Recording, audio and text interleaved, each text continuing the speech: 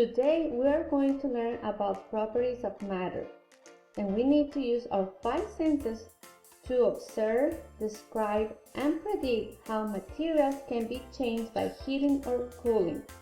Here we have our anchor chart, and this is our container with water. This is a source of heat, and this is a source of cool. One of the sources of heat can be a fire, a stove, or anything that produces heat. And here for the cool we have something that can be ice or the freezer at home. If we have to take our container with water and put it on the fire, what do you think will happen? And what do you think will happen if we put our container with water on the ice? For this, I have an experiment that I want to show you. I have a container with water in here, and I'm gonna put it on the stove. Please don't do this by yourselves. You need to be very careful and always safety first. So ask an adult for help if you want to do this experiment at home. If not, just look what I'm going to do. I've taken the container with water. You can see the water is liquid, right? I'm gonna put it on this hot container, and we will be able to see what happens when we start adding heat.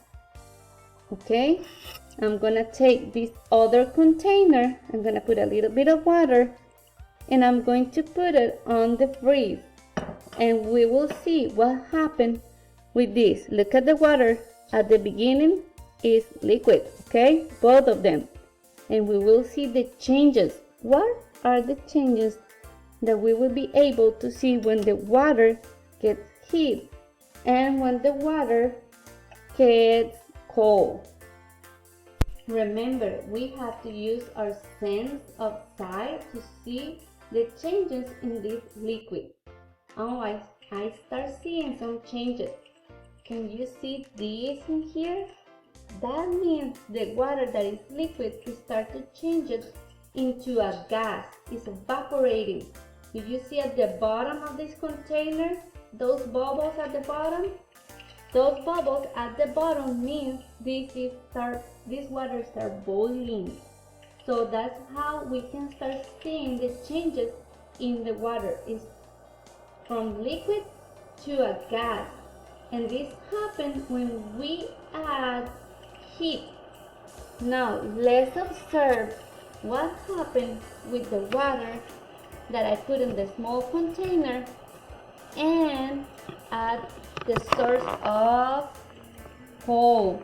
Look at this. I put it on the ice, and can you see that liquid water at the beginning? It's different now. Can you see the change in this? It's solid. We are use our sense of touch to feel this cool thing in here and see the change in the water. It start liquid and now it's solid.